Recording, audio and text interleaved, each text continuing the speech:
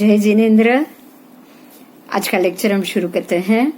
कर्म, अष्टकर्म का जो हमारा टॉपिक चल रहा था उसी में हम आगे जाएंगे।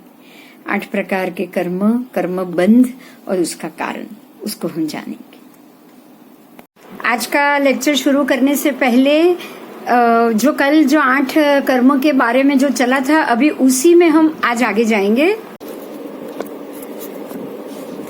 कर्मों का स्वभाव, 8 कर्मों को तो हम कल जान लिया हमने, ज्ञानावरण, दर्शनावरण, मोहनी और सब। अभी आज हम वो कर्मों के स्वभाव के मामले में जानेंगे कि भी कर्म और उसके स्वभाव है क्या।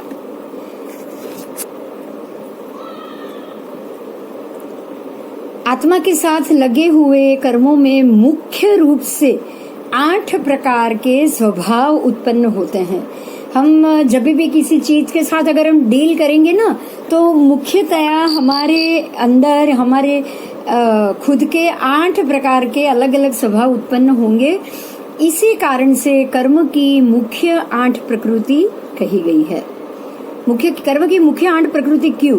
क्योंकि आत्मा के साथ जो भी कर्म लगे हैं और या फिर नए लग रहे हैं, मतलब कर्म के उदय उदीर्णा दोनों के संबंध के साथ उसके रिलेटेड कुल 8 प्रकार के स्वभाव उत्पन्न होते हैं। इसीलिए उसको कर्म की मुख्य 8 प्रकृति कही जाती है। पहला है ज्ञानावरणीय कर्म। ये घाती कर्म है। इसमें से आपको घाती अघाती दोनों को समझना है, क्योंकि सबसे ज्यादा अगर मुश्किल है तो घाती कर्म के क्षय में होती है। अघाती कर्म का क्षय तो उसी भव में हो जाता है। जब भी घाती के हो जाए ना, तो उसी भव में अघाती का क्षय हो जाएगा। लेकिन घाती कर्म के क्षय करने में ही हम ये कह सकते हैं कि जैसे कि हमारा तो अभी तक खत्म ही नहीं हुआ, हमारा तो अभी तक घाती खत्म ही नहीं हो पाया। मतलब कि घाती कर्म के क्षय करने में ही दम निकल जाता है। तो घाती कर्म के स्वभाव को खास ध्यान से सुनिएगा और उसको समझने की कोशिश भी कीजिएगा। तो घाती कर्म के स्वभाव में सबसे पहले है ज्ञानावरणीय कर्म। ये कर्म का स्वभाव आंख पे लगी पट्टी के समान है। आपके आंख के ऊपर अगर कोई पट्टी लगी हो तो आप कुछ भी सही चीज देख नहीं पाएंगे, आप सही चीज देख नहीं पाएंगे। तो हर एक कर्म के स्वभाव को समझने के लिए एक एक उदाहरण दिया गया है। उस उदाहरण पे जरूर ध्यान दीजिएगा। जिस प्रकार आंख पर मोटे कपड़े से पट्टी बंधी हुई हो तो बिल्कुल दिखाई नहीं देता, लेकिन अगर उसी पट्टी में थोड़े से छेद किए जाए अथवा पतले कपड़े की जाली जाली जैसी पट्टी हो तो जैसे कुछ कुछ दिख सकता है।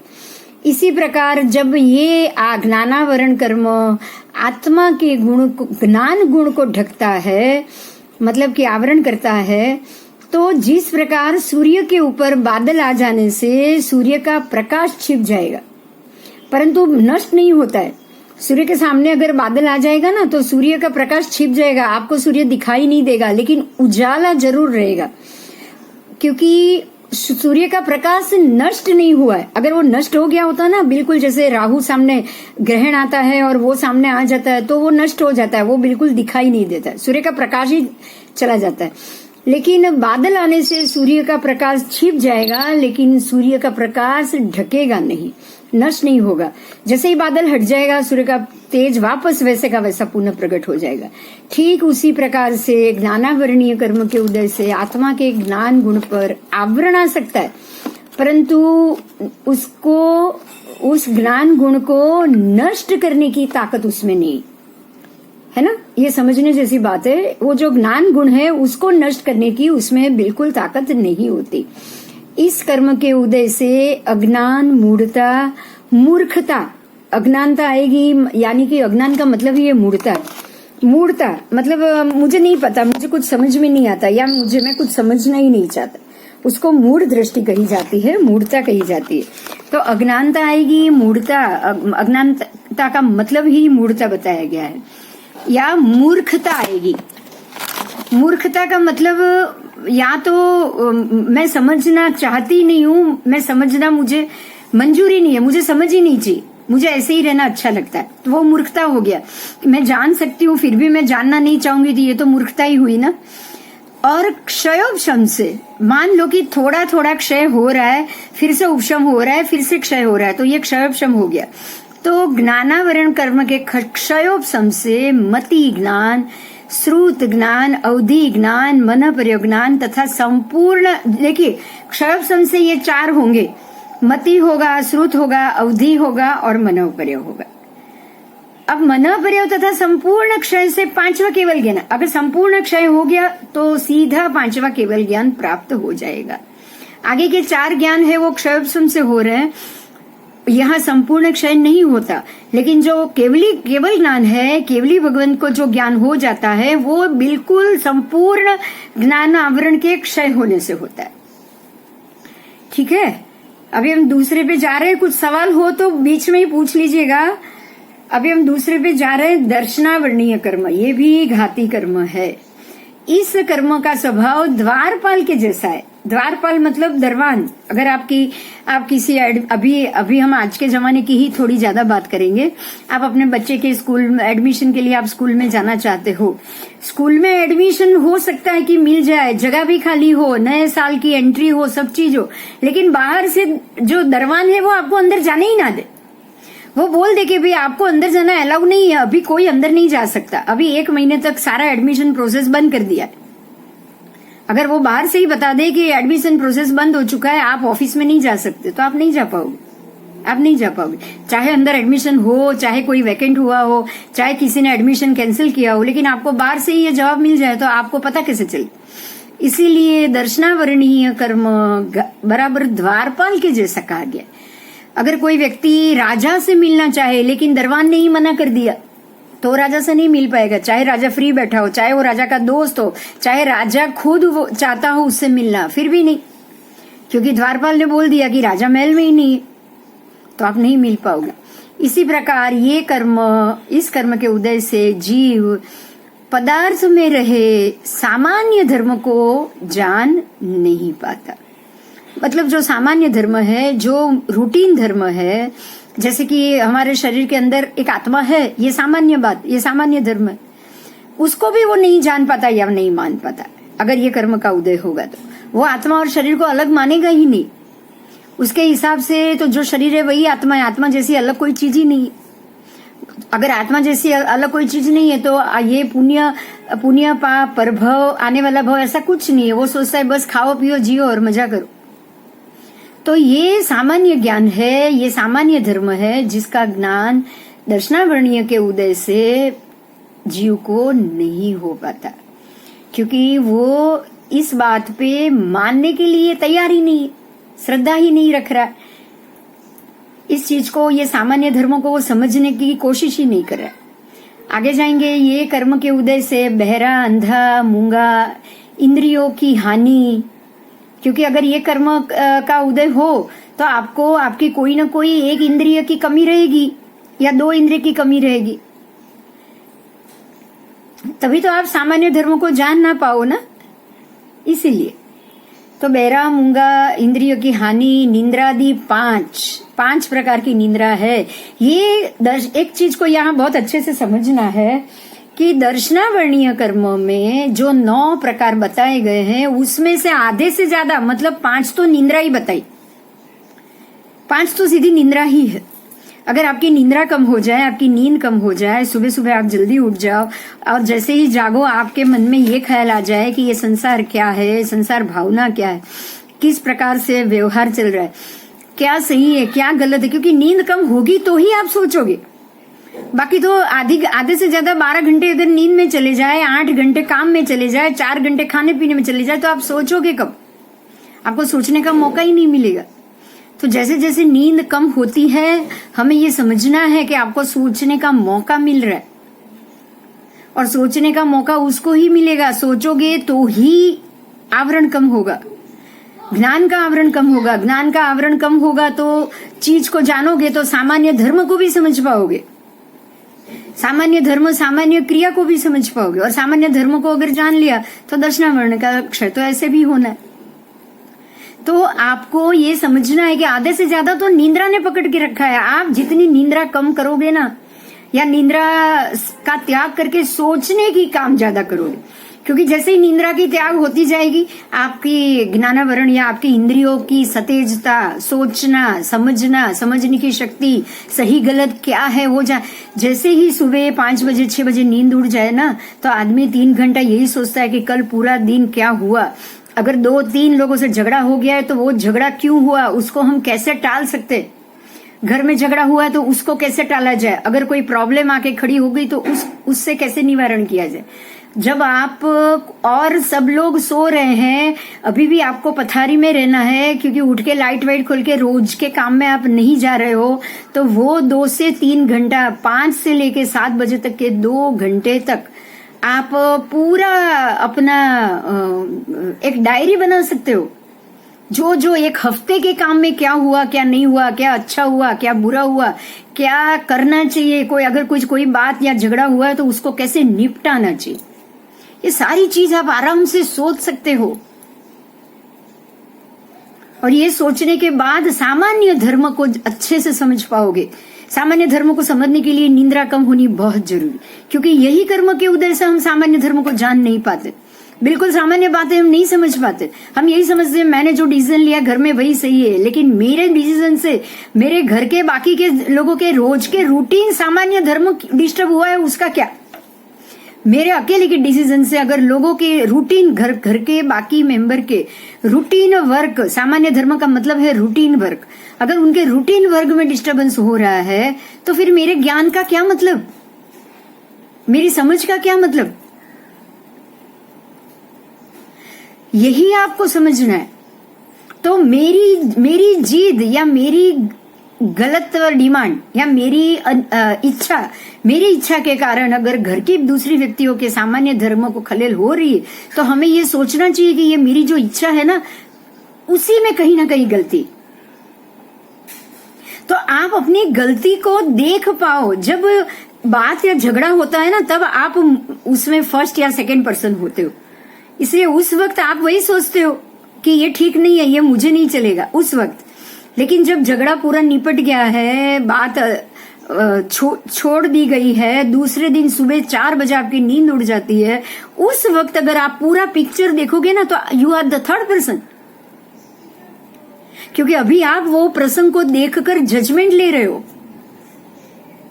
तब आप ये सोचोगे कि ये मैं बिंदु हूं, ये मेरा शरीर है, लेकिन ये जो झगड़ा हुआ है ना बिंदु का, किसी दूसरी राजू से झगड़ा अगर हुआ है ना, तो वो बिंदु अलग है, मैं तो अलग हूं। मैं बिंदु की आत्मा बनकर उसको सोच रही हूँ, उसको सलाह दे रही हूँ कि ये चीज को तू इस प्रकार से टाल सकती थी, इस झगड़े को तू इस प्रकार से टाल सकती थी।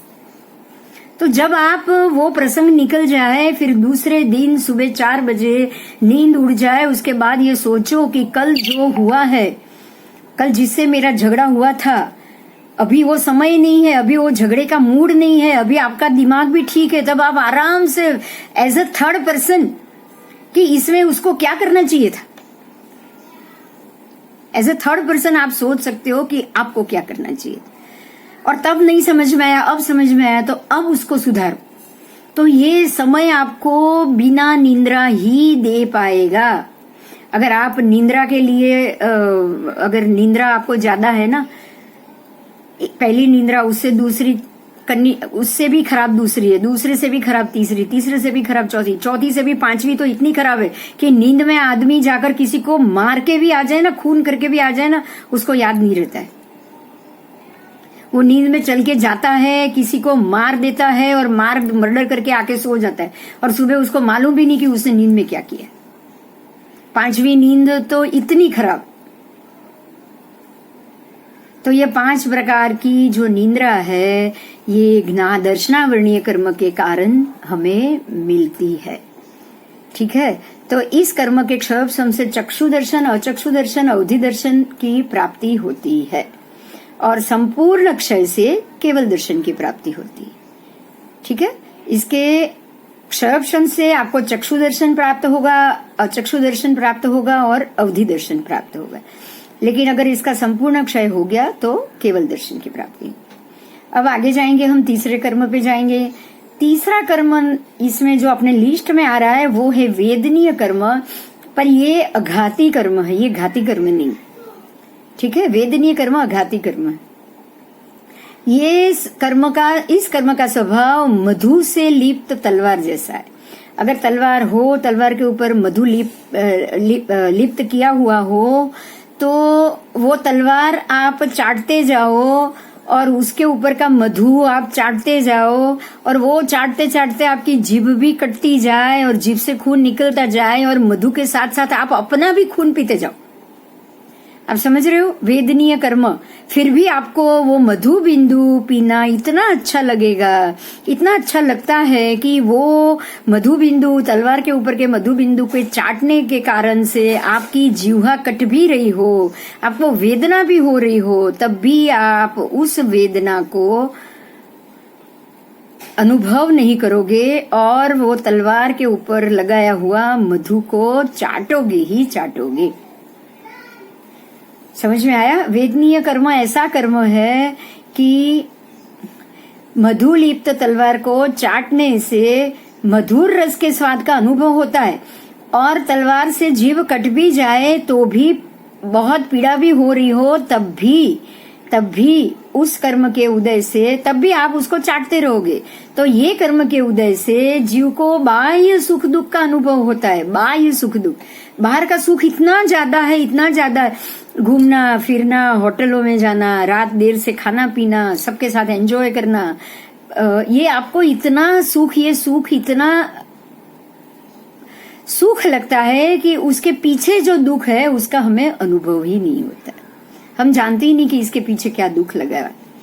ठीक है, ये वेदनीय कर्म है। जैसे कि आप आलू प्याज या जो भी कंद या जो भी खा रहे हो, क्योंकि उसमें निगोद में एक आलू या एक शकरकंद में तो असंख्य जीव मरेंगे, तो वो आलू का स्वाद आपको इतना बढ़िया लग रहा है कि आप खा तो लेते हो, आप खा लेते हो, क्योंकि आपको तो वो मीठा लग रहा है, इसलिए आपको तो ये चाहिए ही चाहिए। मगर वो खाने के पीछे ये बाह्य स्वाद है, खाना ये बाह्य स्वाद, वो बाह्य स्वाद लेने के लिए आप भवांतर में वही निगोद के जीव, उतनी ही पीड़ा जो निगोद के जीव पाते हैं, उतनी ही पीड़ा, और ये सबके अनुभव होने के बावजूद, आप जानने के बावजूद आप वो जानकारी को लेना नहीं चाहोगे, लेकिन वो आलू का स्वाद आप छोड़ना नहीं चाहते हो। समझ में आई बात? आपको वो स्वाद इतना बढ़िया लग रहा है, वो बाह्य सुख है, वो स्वाद वो बाह्य सुख है, और वो स्वाद लेने के कारण पूरी जिंदगी मनुष्य भव में ये अनंत काय और ये बहुबीज और जो स्प्राउटेड है वो खाया है, तो वो खाने के कारण आने वाले कई भव तक, कई जन्म तक आप एकेंद्रिय या स्थूल सूक्ष्म या स्थावर एकेंद्रिय या फिर निगोद, इसी में आप जन्म मरण करोगे। तो बाह्य सुख भोगने के कारण आत्मा को आपने, आंतरिक सुख को आपने खत्म कर दिया, और जीव जो मनुष्य भव मिला था उसकी जगह वापस वो अभी 84 लाख योनि भटकेगा। तो ये दुख आपको, वो बाह्य सुख के सामने आप उसको गौण कर रहे हो। तो ये है वेदनीय कर्म। यह कर्म आत्मा के अव्याबाध रूप सुख। अब वो किसको तोड़ रहा है? कौन सा सुख आपने खो दिया? तो आत्मा का जो अव्याबाध रूप सुख है, सुख का जो गुण है अव्याबाध रहना, अव्याबाध मतलब किसी भी प्रकार की बाधा का ना आना। तो ये अव्याबाध सुख प्राप्त होने का जो गुण है ना, उसको ये कर्म ढक देता है। 8 कर्म को ढकते, 8 कर्म हर एक कर्म को ढकते। तो जो अव्याबाध सुख प्राप्त करने का जो गुण है, वो गुण वेदनीय कर्म ढक देगा। ठीक है, दर्शन गुण है, ऐसे ही जो दर्शन गुण है उसको ढकने का काम दर्शनावरणीय करेगा। दर्शन गुण मतलब श्रद्धा गुण, जो सच्ची बात है वो देखना या उसको समझना। उससे पहले ज्ञान गुण था, तो हर चीज को जानना, क्या सही है क्या गलत है उसको जानना, उसको ढकने के लिए ज्ञानावरण कर्म, जो ज्ञान गुण को ढक देगा। दर्शन श्रद्धा गुण को ढकने के लिए दर्शनावरण कर्म है, जो आपकी श्रद्धा और जो सच्ची बात है, जो सत्य है उसको ढक देता है। उसके बाद वेदनीय कर्म, तो जो भी अव्याबाध रूप सुख है उसको ढकने के लिए वेदनीय कर्म है। इस कर्म के उदय से जीव सुख दुख और शाता अशाता का अनुभव करता है। मतलब उसको दुख भी मिलता है भवांतर में भी और अपने चालू भव में भी। सब घर के सब फैमिली के साथ भी अगर कोई किसी बात का क्लेश या कषाय हो जाए तो वो भी आपको दुखी कर जाता है ना, वेदना दे जाता है। जो पीड़ा आपको वेदना दे जाए, एक बात ध्यान में रखना, आप बहुत अच्छे से समझना ये सेंटेंस को, जो पीड़ा आपको वेदना देकर जाए, जो भी सुख हो, वो सुखी है। बच्चों के साथ घूमने गए हो, बाहर होटल में गए हो और कोई आपने कोई चीज का ऑर्डर मंगा दिया, तो अगर उसके लिए बच्चे ने किसी दो ताने मार दिए, दो बात बोल दी, ताने तो नहीं पर ऐसा बोल दी कि क्या आप रोज एक ही चीज मंगा रहे हो, आप कोई और चीज आपको खाना ही नहीं, आप एक ही चीज मंगाते हो तो हमको दूसरी चीज खाने को मिलती ही नहीं, वो भी आपको है तो प्रसंग सुख का ही, आप सब बाहर गए हो, लेकिन उसमें भी जो चीज बात हुई है वो आपको पीड़ा देकर जाएगी, आपके अंदर ये वेदना खड़ी कर देगी। तो ये वेदना का अनुभव कोई भी अगर कोई चीज दे जाती है तो वो वेदनीय कर्म के उदय के कारण होता है। ये वेदनीय कर्म का अगर क्षय हो जाए तो आत्मा को अनंत अव्ययबाद सुख प्राप्त होता है। अनंत अव्ययबाद का मतलब बाधा रहित अनंत समय तक का सुख। अब उसमें बिल्कुल बाधा नहीं है और उसको अनंत काल और अनंत समय तक उस सुख का अनुभव प्राप्त होगा। ठीक है।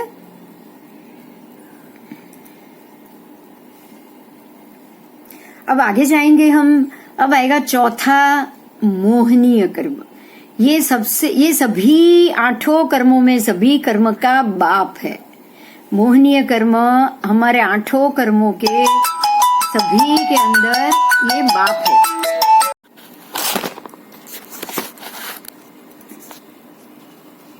બિંદુબેન, हाँ बोलो। આજે વેદના કર્મ છે આપણે સમજાયું એ પ્રમાણે હવે આપણે વેદના સાચી હોય તો એટલા એ ટાઈમે આપણા મનને આપણે કેવી રીતે મનાવવા? हाँ, वेदना मतलब ऐसी कोई बात से वेदनीय कर्म अगर शरीर में हो रहा है, कहीं भी हो रहा है, या शारीरिक है या मानसिक है, वेदनीय कर्म आपको कभी भी सुख नहीं देगा। एक बात समझ लेना, अगर सुख आ रहा है तो उसके पीछे दुख होगा ही होगा। तो ऐसी किसी भी प्रकार की अगर आपको वेदना प्राप्त हो रही है ना, तो संसार की असारता की भावना को आपको हमेशा याद करना है। आपको हमेशा एक चीज याद करनी है कि मेरे कारण अगर सामने वाली व्यक्ति को आप अगर देखिए, मैंने एक एग्जांपल दिया ना, उस पे ध्यान दीजिए।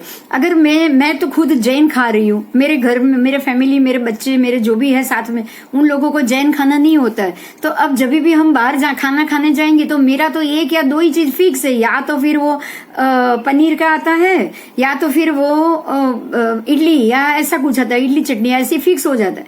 तो बच्चे कभी भी बोल भी देंगे कि आप क्या एक ही चीज मंगाते हो हर वक्त, हमको कोई वैरायटी नहीं मिल रहा है। तो उसमें कोई गलत तो बोले नहीं ना, वो कोई गलत तो बोले नहीं, बोले तो सही है कि आप तो 2 या तीन ही चीज मंगाते हो, क्योंकि उनको वो अपने एंगल से सोच रहे। तो उस वक्त आपको ये सोचना है कि अगर वो गलत बोले तो तकलीफ है, वो गलत तो बोले ही नहीं, फिर हमको उस चीज का बुरा मानने का कोई मतलब ही नहीं। आपको यही सोचना है, या तो फिर आप उसके साथ जाना बंद कर दो, तो ये भी पॉसिबल नहीं है, ये भी पॉसिबल नहीं है। क्योंकि फैमिली में देखो, एक बात समझना, आपको एक चीज पे बहुत ध्यान देना पड़ेगा। वो बात ये है कि कर्म क्षय की प्रक्रिया आपकी चालू हो चुकी है, लेकिन आपके घर वालों की नहीं। आप अगर नहीं गए ना तो भी वेदनीय कर्म ही मिलेगा, आप नहीं जाओगे तो भी वो बोलेंगे, तो भी वो बोलेंगे, हाँ तो भी वो बोलेंगे। तो उससे तो बेटर है आप जाओ और जो बोले उसको हंस के टाल दो, बात खत्म। तो मेरे कहने का अर्थ ये है, क्योंकि हर एक व्यक्ति, हर एक आपके फैमिली के सभी मेंबर, जो जगह पे आप खड़े हो वो जगह से हर कोई तो नहीं खड़ा होगा ना, नहीं होगा। हाँ, ये भी तो हो सकता है ना, इससे उल्टा भी हो सकता है। जैसे आपकी सास हो या आपके देरानी जेठानी हो, वो प्रतिगमन करते हो, आपकी सहेली हो, वो चौयार करते हो, प्रतिगमन आप नहीं करते हैं, तो जब भी आप उसके साथ जाओगे तो उसको दिक्कत होगी या नहीं होगी? होती है। बस, तो फिर आपको ये सोचना है कि यहाँ पे मेरे में कमी है और मेरी कमी के कारण अगर मेरी सहेली कह रही है तो आप सुन लो। बिल्कुल इसी तरह अगर आपके कारण आपके बच्चे डिस्टर्ब हो रहे हैं और आपके बच्चे कुछ कह रहे हैं तो उसको भी सुन लो। ओके। और बस शांत रहो, एक ही काम करना है, हर एक में एडजस्ट हो जाओ और हर एक में शांत रहो। ना इससे कोई नाराजगी बतानी है, ना इससे कल दूसरे दिन जाना बंद करना है, कुछ नहीं। आपको संसार में एक हर एक चीज में उन लोगों के साथ ही खड़ा रहना है। हाँ, आप अपने लिमिट में हो, आपको चौवियर करना है, आप जल्दी से कुछ भी खा लो और बोल दो भी मैं डाइनिंग टेबल पर आके तो बैठूंगी, फिर आपको जो खाना है खाओ, फिर आप बोल नहीं सकते उसको।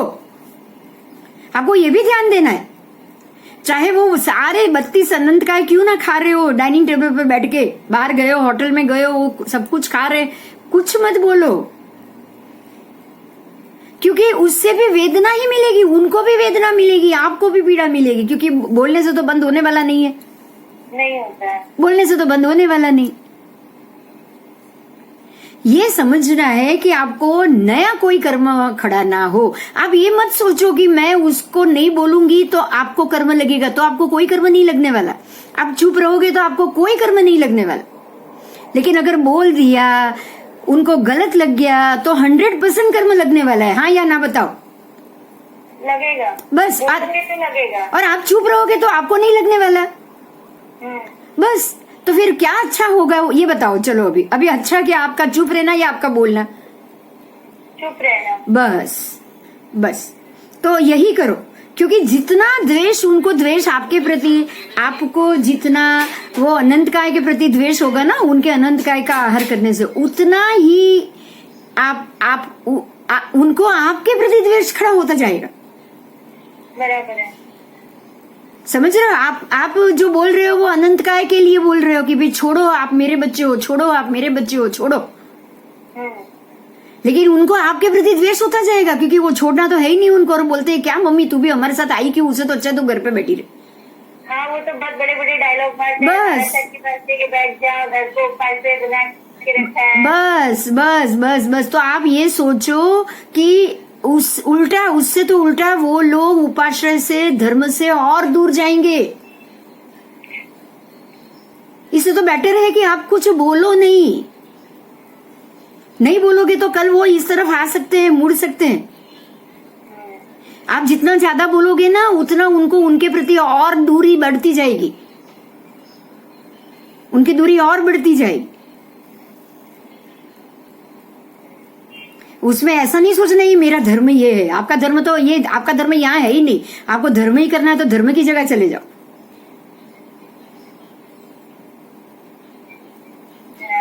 हाँ, तो यहाँ ध्यान रखना है, वेदनीय कर्म ऐसी ही चीजों से खड़ा होता है, बातों से खड़ा होता है, बातों से। शाता अशाता, आपको जहाँ शाता लग रही है वहां उनको अशाता लग रही है। आपने 2 शब्द सिखामण के दे दिए, आपको वो शाता लगी ना। आपने ये सोचा कि भाई मैं उनको थोड़ा अच्छा सिखाऊं, पर उनको वो अशाता लगी।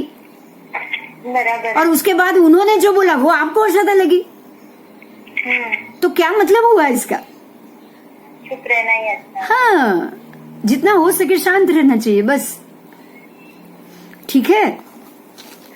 हाँ जी, अब आगे जाएंगे। मोहनीय कर्म, ये कर्म सभी कर्म का बाप है, और इस कर्म का स्वभाव मदिरा के समान। अब मदिरा पीकर अगर कोई इंसान बैठा है तो चाहे कितना भी बढ़िया से बढ़िया नंबर 1 डॉक्टर क्यों ना हो, लेकिन मदिरा पीने के बाद वो कोई भी सर्जरी या कोई भी काम सही ढंग से नहीं कर पाएगा। बराबर? तो ये कर्म का जब भी उदय हो, आपका मन बिल्कुल मदिरा की तरह हो जाता है।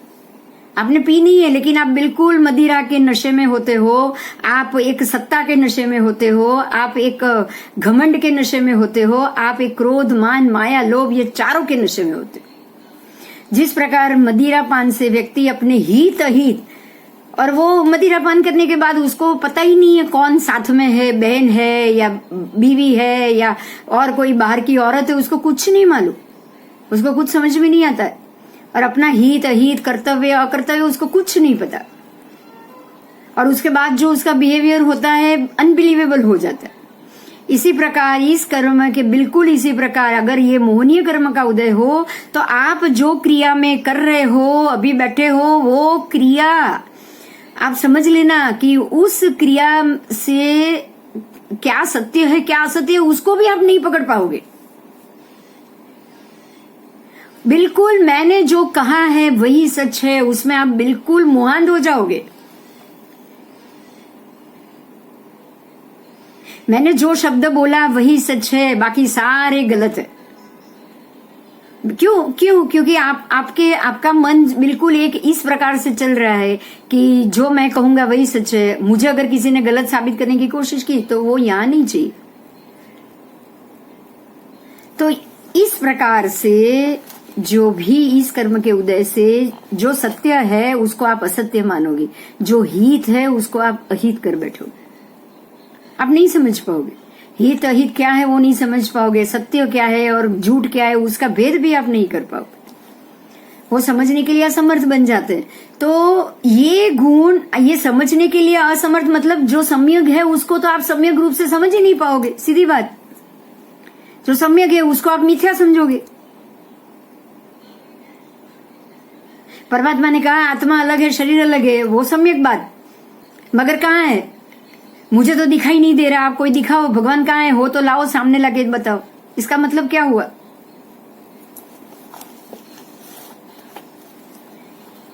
होता है कि नहीं होता ऐसा? मोहनीय कर्म आत्मा के क्षायिक संकीत और वितरागता के गुण को ढक देता है।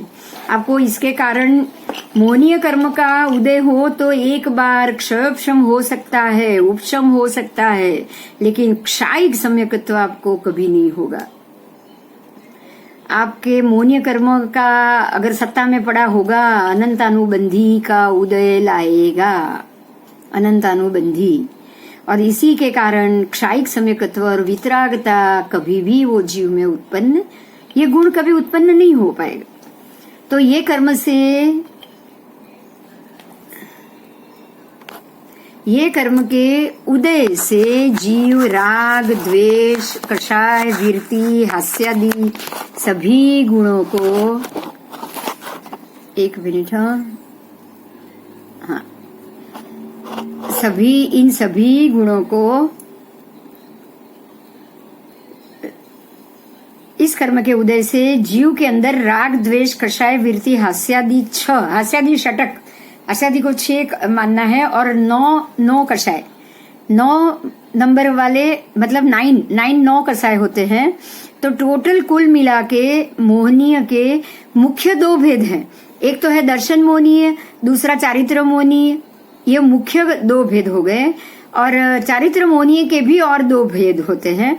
तो इस प्रकार से इस कर्म के क्षय से क्षायिक संकीत और वितरागता का गुण प्रकट हो जाता है। जब भी ये कर्म का क्षय हो जाए ना मोहनीय, तो ये घाती कर्म है। अगर इसका क्षय हो गया तो वितरागता और क्षायिक सम्यकत्व वो प्रकट हो जाएगा, और वो प्रकट हो गया तो फिर उसी भव में आपको मोक्ष हो जाएगा। उसी भव, अगर क्षायिक संकीत प्रकट हो गया तो। उसके बाद 5 नंबर में है आयुष्य कर्म, अघाती कर्म। हाँ, मिश्र मोहनी ने मिथ्यात्व मोहनी, હા, કારણ કે મિશ્ર મોહની અને મિથ્યાત્વ મોહની એમાં બેમાંથી એક હોય એક ન હોય। अगर मिश्र है तो उसमें मिथ्यात्व है, लेकिन संकित मोहनीय है तो वहां मिश्र भी नहीं और मिथ्यात्व भी नहीं। इसके जो 28 भेद, कुल 28 भेद आएंगे ना, तब वो डिटेल से हम करेंगे। बराबर? ओके। 28 भेद आएंगे, क्योंकि इसको तो बहुत ध्यान से समझना है मोहनीय कर्म को। तो यही तो है जिसका हमको नाश करना है। मोहनीय के पीछे ही सारी मेहनत करनी, क्योंकि मोहनीय नाश होगा तो ही मिथ्यात्व से बाहर आओगे, मिथ्यात्व बाहर आएगा तो ही मोहनी का क्षय होगा।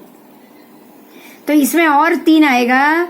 वो क्या आएगा सुन लीजिएगा, संकित मोहनीय, मिश्र मोहनीय और मिथ्यात्व मोहनी।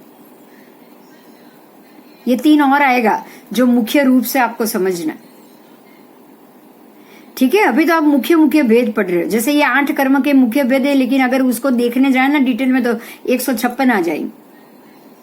अच्छा, આમાં આપણે મુપતિ કલ્યાણની એમાં બોલીએ છીએ ને। हाँ, संकित मोहनीय, मिश्र मोहनीय, मिथ्यात्व मोहनीय, परिहरु, उसका त्याग करूं मैं। बराबर?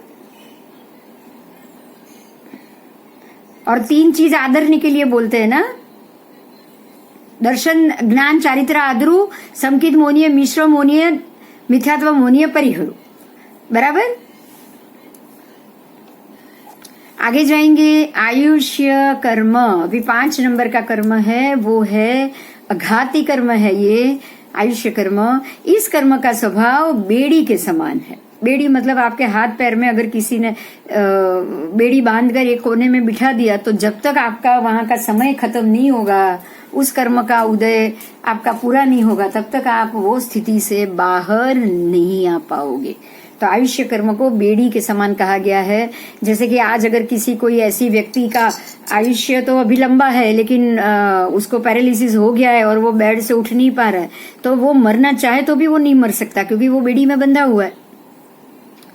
ये बेड़ी के समान है. जब तक उसका आयुष्य खत्म नहीं होगा, उसका समय नहीं आएगा, तब तक उसको चाहे ऐसी स्थिति में वो 20 साल क्या 25 साल भी रहे, लेकिन उसको ऐसी स्थिति में रहना पड़ेगा. तो इसीलिए उसको बेड़ी समान का है. और अगर ऐसा उल्टा भी होता है, कोई 25-28 साल का ही लड़का है और उसको कुछ कैंसर हुआ, डॉक्टर ने बोल दिया आप तू 3-4 महीने से ज्यादा नहीं बचेगा, अब उसको तो लंबा जीना है, तो वो कितना चाहे तो भी ज्यादा नहीं जी सकता, क्योंकि मरना उसके नसीब में है. तो वो भी बेड़ी हो गई कि मरना ही पड़ेगा. वो कितना भी लंबा जीना चाहे वो नहीं जी पाएगा. इसलिए इसको बेड़ी कहा गया है कि आप अपने सब इच्छा के मुताबिक ना जी सकते हो और ना मर सकते हो, दो में से कुछ नहीं कर सकते. आगे जाएंगे. जिस प्रकार से चोरी अपराध के अनुसार न्यायाधीश कानून के अनुसार अलग अलग सजा देते हैं, और उस सजा के अनुसार कोई कैदी 1 वर्ष के लिए, तो कोई कैदी को 6 महीने की सजा मिलती, या किसी को 18 साल की या 20 साल की सजा मिलती. वो सारा उसकी सजा के अनुसार, उसके गुनाह के अनुसार उसकी सजा तय की जाती. बिल्कुल यहाँ भी ऐसा ही है. आपके अपने जो गति में आपकी आयु मिली है, और जो गति में आपको उतने समय तक ही अगर नरक गति की आयु मिली हो, और नरक में जाके कुछ समय तक ही उसको सहन करना लिखा हो कि आपको इतने समय तक इसको सहन करना है, तो आपको डेफिनेटली आपको ये मानना होगा कि उतने समय तक आपके कर्म के हिसाब से आपको वहां रहना पड़ेगा. बिल्कुल इसी तरह आपको अगर मनुष्य जन्म मिला है और वहां से आपको 100 साल जितनी आयु दी हुई है, तो आपको अपने कर्म के हिसाब से 100 साल तक की आयु को जीना पड़ेगा. अगर उसमें कर्म अच्छे हैं और आप तंदुरुस्त होकर जी रहे हो, तो ये बहुत अच्छी बात है, तो आपके नसीब. और अगर इसमें आपके कर्म बुरे हैं और आप पिछले 40 साल तक कोमा में पड़े रहे हो, तो भी आपका नसीब, क्योंकि जियोगे तो आप कर्म के हिसाब से, तब ये आपको आयुष्य कर्म बेड़ी के समान लगेगा. इसी प्रकार इस कर्म के उदय से जीव को मनुष्य, देव, तिर्यंच, नरकादि, देखिए ये 4 ही गति है, गति 5वीं नहीं है. या तो मनुष्य गति है, देव गति है, तिर्यंच गति या नरक गति. उसके शरीर में, उसके देह में कुछ समय या काल के लिए कैदी की तरह रहना पड़ता है. ये कर्म आत्मा के अक्षय स्थिति गुण को रोकता है. ये आपका जो अक्षय रहने का स्वभाव है, अक्षय स्थिति गुण को रोक रहा है. मोनीय कर्म के मामले में आपने ये जाना है, आपके वितरागता के गुण को रोक रहा है, क्षायिक सम्यक्त्व को रोक रहा है, क्योंकि उसी के कारण आपको जो है वो मिथ्या चीज सामने नजर आती, सत्य आपको ध्यान में नहीं आ रहा है. बिल्कुल इसी तरह आयुष्य कर्म आपके अक्षय स्थिति गुण को रोकता है, क्योंकि अगर आयुष्य की बेड़ी नहीं लगी होती तो आप सिद्ध गति में जाके अक्षय सुख के लिए, अक्षय समय के लिए आप वहीं पे ही रुक जाते. आपको फिर आयु लेने के लिए कोई भी गति में जाना नहीं पड़ता. बराबर. इस कर्म के उदय से मनुष्य आदि 4 गति में जन्म मरण प्राप्त होता है, और इसके क्षय से ये 4 गति से मुक्ति होती. चलो अभी आओ, ये कर्म वृक्ष है आपके सामने, और दर्शनावरणीय के 9 भेद देखो, आपको यहाँ 9 नाम के साथ दिखाई देंगे. देखिए दिख रहा है. पहले ज्ञानावरण के 5 भेद, ज्ञानावरण के अवधि, मति ज्ञानावरण, श्रुत ज्ञानावरण, फिर अवधि ज्ञानावरण, मन प्रयोग ज्ञान का आवरण, और केवल ज्ञानावरण. ये 5 ज्ञानावरण अलग अलग ज्ञान के 5 आवरण के भेद है. फिर दूसरा कर्म है दर्शनावरण. बराबर। तो दर्शनावरण के जो भेद है वो चक्षु दर्शनावरण, अचक्षु दर्शनावरण, अवधि दर्शनावरण, उसके बाद है केवल दर्शनावरण। ये 4 है जो आपके मुख्य 4 ज्ञान को आवृत करने वाला।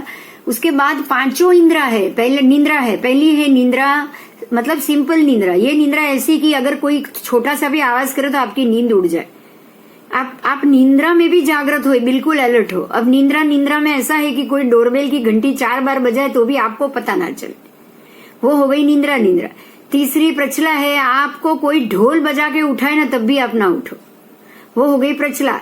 चौथी प्रचला निंद्रा ऐसी है कि बिल्कुल जैसे कुंभकर्ण कैसे था, सोता था तो 6 महीने तक नहीं उठता था। आप 6 महीने तो ना सो, लेकिन आप ऐसे सो जैसे 8 से 10 घंटे नसकोरा बुला के बिल्कुल घसघसाट सो जाओ, चाहे फिर कुछ भी हो जाए, आजू बाजू कुछ हो जाए, आपको कुछ नहीं पता हो। और 5वीं है, उसका नाम है स्त्यानिर्धी, ऐसा नाम है। तो इसको आपको ऐसी निंद्रा समझनी है कि ये निंद्रा में इंसान चलते हुए कहीं और जाए, बाहर दूसरे तीसरे मकान में भी चला जाए, और वो मकान में जाके किसी को मार के भी आ जाए और वापस आके सो जाए। ये निंद्रा में होने वाले एक महात्मा, साधु महात्मा ने बाहर जाके रोड पे जाके जो हाथी बांधा था वो हाथी को मार दिया और आके वो जाकर सो गए। और दूसरे दिन पूछा तो उनको नहीं पता कि मैंने ऐसा कुछ भी किया है। तो ये निंद्रा ऐसी होती है कि जिसमें आप कार्य भी करके आ जाओ ना, आपको नहीं मालूम रहता। उसके बाद है वेदनीय कर्म, 2 प्रकार के हैं, साता वेदनीय, असाता वेदनीय। उसके बाद है मोहनीय। देखो मोहनीय के आपको जो विभाग बताए थे बिल्कुल उस विभाग को ही अभी आप जानो। मोहनीय कर्म, उसके मुख्य 2 है, चारित्र मोहनीय, दर्शन मोहनीय। मिल गया? उसके मुख्य 2 विभाग है, चारित्र मोहनीय और दर्शन मोहनीय। अब चारित्र मोहनीय के और 2 विभाग है, 9 कषाय मोहनीय और कषाय मोहनीय। अब कषाय मोहनीय 16 है, 16 कषाय, और 9 कषाय मोहनीय 9 है। कितने? 9। तो चारित्र मोहनीय के कितने भेद हुए? 25 भेद हुए। समझ में आई बात? हाँ, 16 कषाय और 9 कषाय, टोटल मिला के चारित्र मोहनीय के 25 भेद हुए। अब आप आओ दर्शन मोहनीय के। देखो वो 25 थे, अभी यहाँ पे आपको 3 भेद मिलेंगे। दर्शन मोहनीय के कितने भेद हुए? तो समकित मोहनीय, मिथ्यात्व मोहनीय और समकित मोहनीय मिल गए आपको। और देखो यहाँ पे देखो समकित मिश्र मोहनीय, ये दर्शन मोहनीय के इस तरफ भी एक भेद मोहनीय का लिखा है। 3 भेद। हाँ, तो समकित मिश्र मोहनीय भी हुआ। एक है मिथ्यात्व में मोहनीय, एक है समकित मोहनीय और तीसरा मिश्र मोहनीय। अगर सम्यक तो मोहनीय है, अगर मिथ्यात्व अलग है तो दोनों का मिश्र भी तो होगा ना। तो समकित और मिथ्यात्व दोनों का मिश्र, तो वो हो गया मिश्र मोहनीय। इस प्रकार से 25 भेद चारित्र मोहनीय के और 3 भेद दर्शन मोहनीय के हो गए। टोटल 28 भेद मोहनीय कर्म के हुए। इसको ही बहुत समझना है, बहुत ध्यान से खोलना है, और इस प्रकार से हमको खोलना है कि बस ये ज्ञानावरणीय तो होता जाए, लेकिन साथ में हमारा मोहनीय का कर्म भी होता जाए। ठीक है, आगे जाएंगे। अभी आयुष्य कर्म जो आपने पढ़ लिया, यहाँ आपको वो भी पूरे रूप में मिल जाएगा। 4 प्रकार के आएंगे, देवायु, नरकायु, तिर्यंचायु, मनुष्यायु, ये 4 प्रकार के आयु है। अब आओ नाम कर्म का तो बहुत बड़ा लिस्ट है, 103 नाम है। अब सब नाम तो यहाँ लिखा हुआ नहीं मिलेगा आपको, इसलिए उन्होंने सिर्फ 2 भेद बता दिए, शुभ नाम और अशुभ नाम। तो जो भी नाम कर्म के जो भी भेद है 103, उनमें से जितने अशुभ में जाएंगे वो शुभ में जाएंगे, जितने अशुभ में जाएंगे उसको हमें अशुभ मानना है। उसके बाद गोत्र कर्म के तो 2 ही भेद है, उच्च गोत्र और नीच गोत्र। उसके तो वैसे भी 2 ही भेद, या तो उच्च गोत्र होगा या फिर नीच गोत्र होगा। उसके बाद अंतराय कर्म के 5 भेद है, मुख्यतया 5, वीर्यांतराय, दानांतराय, लाभांतराय, भोगांतराय, उपभोगांतराय और वीर्यांतराय। समझ में आ गया? ये आपका आठ सबके प्रकार हो गए। आपको डिटेल से खाली नाम कर्म के अलावा बाकी सबकी डिटेल मिल गई। सभी कर्म वृक्ष आपको डिटेल से बताया गया है। अब यहाँ देखो मुख्यत्वे ये वृक्ष किस पे खड़ा है, आपको ये एक अच्छी सी बात उन्होंने पिक्चर में ही समझा दी है कि ये पूरे अष्टकर्म का वृक्ष कौन से मुद्दे पे खड़ा है। तो वो मुद्दा है, देखो यहाँ पे राग और द्वेष। राग और द्वेष आपको पता ही नहीं किसके कारण होता है, तो मोह और अज्ञान के कारण होता है। आपको मालूम ही नहीं है कि मैं ये राग कर रही हूँ, आपको पता ही नहीं कि ये राग के कारण आपके कारण किसी और के मन में द्वेष खड़ा हो रहा है। आप सोचते हो मैं मेरे बच्चे का अच्छा सोच रही हूँ। आपको यही नहीं पता कि अच्छा सोचते सोचते मैंने इतना बुरा कर लिया कि अब वो बिल्कुल मंदिर या धर्म क्रिया से बिल्कुल विमुख हो गया, आपको पता ही नहीं। आप सिर्फ उसको अच्छा करने में लगे रहे, वो सीधी लाइन में आ जाए उसके लिए लगे रहे, और वो सोचते सोचते ही आपके बिहेवियर से ही वो पूरा बुरा हो गया, आपको मालूम ही नहीं। इसको अज्ञान कहा जाता है, क्योंकि आप जानते भी नहीं और उस काम का आपको अशुभ रिजल्ट मिले। ठीक है, अब उसी 8 कर्म में से 4 कर्म हमने समझ लिए थे, तो अभी हम बाकी के 4 कर्म समझेंगे। अब जो आएगा नाम कर्म, ये भी अघाती कर्म है। अघाती कर्म आपने गुण सानक में ये जान लिया, ये बहुत अच्छा जान लिया कि घाती कर्म का क्षय हो जाए, चारों घाती का, और वो इसी कारण से होता है जब आपके मनोयोग का क्षय हो जाए। मनोयोग के क्षय होते ही घाती कर्म का क्षय हो जाता है, और वचन योग और काय योग जब तक आपका आयुष्य चलेगा तब तक ये सारा आपके साथ चालू रहेगा। ठीक है, तो नाम कर्म यह घाती कर्म है। इस कर्म का स्वभाव चित्रकार की तरह है। चित्रकार कैसे अपने चित्र को भरता है, वो अपना पिक्चर जब बनाता है तब वो पूरे चित्र को अपनी चित्रकारी से अपने हिसाब से बनाता है, वो अपने ढंग से बनाता है। उसको उसकी आंखें थोड़ी सी लंबी चाहिए तो वो लंबी बनाएगा, उसको अपना उसका चेहरा लंबगोल चाहिए तो वो लंबगोल बनाएगा, उसको वो औरत का चेहरा थोड़ा सा शर्मीला चाहिए तो वो शर्मीला बनाएगा, उसको उसका साड़ी का पल्लू ढका हुआ चाहिए तो वो ऐसा बनाएगा। बिल्कुल चित्रकार अपने चित्र को अपने मुताबिक बनाएगा। नाम कर्म भी ऐसा है, वो आपको, आपके नाम को, आपकी यश कीर्ति नाम प्रतिष्ठा, आपका शरीर, हर एक चीज अपने अपने हिसाब से ही नाम कर्म बनाएगा। अगर आपने नीच गोत्र नाम कर्म बांधा तो मान लो कि परमात्मा महावीर को भी जब वो तीर्थंकर बनने वाले थे उसी भव में नीच कुल में जन्म लेना पड़े, उसी भव, क्योंकि उसका कर्म चित्रकार की तरह है। उसने जो बांधा है उसको तो उदय में लाना ही लाना है। भगवान ऋषभदेव को भी दीक्षा लेने के बाद ही वो कर्म उदय में आया, क्योंकि दीक्षा नहीं ली थी तब तक तो महल में थे। अब महल में तो ये कर्म उदय में आता भी नहीं ना, उनको तो हर जगह हर चीज, खाने पीने की चीज मिलने वाली थी, तो ये कर्म उदय में आता कैसे? तो वो कर्म भी उनको उदय में तब आया जब उन्होंने दीक्षा ले ली और उन्होंने लोगों को बताया ही नहीं था कि महात्मा को किस प्रकार का भोजन देना चाहिए, और उन्होंने मौन धारण कर लिया। अब वो बता भी नहीं पाए, मौन धारण करने से पहले उन्होंने बताया ही नहीं, और लोगों को लगा कि अरे सामान्य खाना थोड़ी दे, तो राजा है, खुद हमारे राजा है, उनको तो हमें राज देना चाहिए, उनको पैसे की जरूरत है। उन्होंने सब छोड़ दिया, उनको पैसा चाहिए, उनको लड़की चाहिए, उनको आदमी चाहिए, उनको व्यक्ति चाहिए, उनको उनके पास नौकर नहीं है तो हम उनको नौकर दे, उनके पास गाड़ी वाड़ी नहीं है, वाहन नहीं है, बैलगाड़ी नहीं है, घोड़ा नहीं है तो हम लोग ये दे। वो लोग यही सोचते रहे। ठीक है, तो रंग आकार शरीर संगयन संस्थान आदि ये नाम कर्म संसारी जीवों को देता है, और वो भी अपने उनके बंधे हुए कर्म के हिसाब से। ये नाम कर्म आत्मा के अमूर्त गुण को ढांकता है। ये कौन से गुण को ढांकता है? अगर ये खत्म हो गया तो आपका अरूपीपणा प्रकट हो जाएगा। आपके रूपी गुण को अमूर्त अरूपी गुण को ढांक देता है। अरूपी गुण को ढक दिया तो अब आपको रूप मिलेगा ही मिलेगा। आप अगर मनुष्य भव में गए हो तो आपको रूप मिलेगा ही मिलेगा। मनुष्य गति बांधी है तो नाम कर्म आपको उस हिसाब से मनुष्य का शरीर देगा।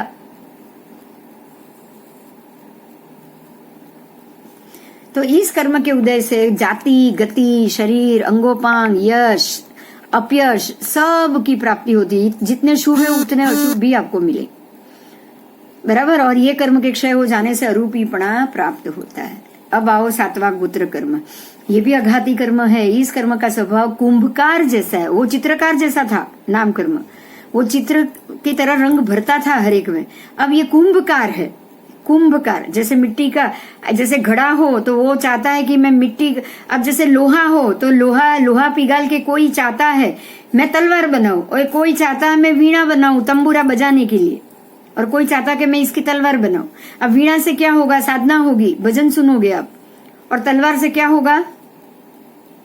आप जीव को मारोगे। बिल्कुल इसी प्रकार से कुंभकार का एग्जाम्पल क्यों दिया है भगवान ने? क्योंकि कुंभकार मिट्टी का घड़ा बनाता है। अब आपने मिट्टी का घड़ा बनाया तो या तो आप उसमें घी भरोगे, या अनाज भरोगे, या पानी भरोगे घड़े में, मटके में घड़ा बनाया है ऐसा। और या तो आप चाय भी पियोगे या दूध पियोगे, और अगर या तो आप उसी मटके में शराब भरोगे। जो इंसान शराब पीता होगा जब मटका तब होगा, तब जब वो ग्लास या ये सब स्टील विल के बर्तन ढूंढे नहीं थे तब की बात। अरे आप यही सोचो ना, अगर आप किसी के घर में जाओ, सोच लो, सिर्फ एक बात को सोचो, ध्यान से सोचो कि अगर किसी के घर में जाओ और उनके घर में शराब और ये सारी चीज पीते रहते होंगे, अगर घर वाले बार बार उनके घर में शराब की पार्टियां होती होगी और पीते होंगे, और आपको अगर उन्होंने पार्टी के लिए बुलाया है, और मान लो कि उसको पता है कि आप तो वेजिटेरियन हो या आप जैन हो, तो आप ये सब नहीं पियोगे और खाओगे, तो आपके लिए चाहे वो दूध कोल्ड ड्रिंक या वो ठंडा ही बनाकर लाए ग्लास में, ग्लास कौन सा होगा? ग्लास तो वही होगा ना। इसी ग्लास में वो लोगों को दारू देते होंगे या नहीं देते होंगे?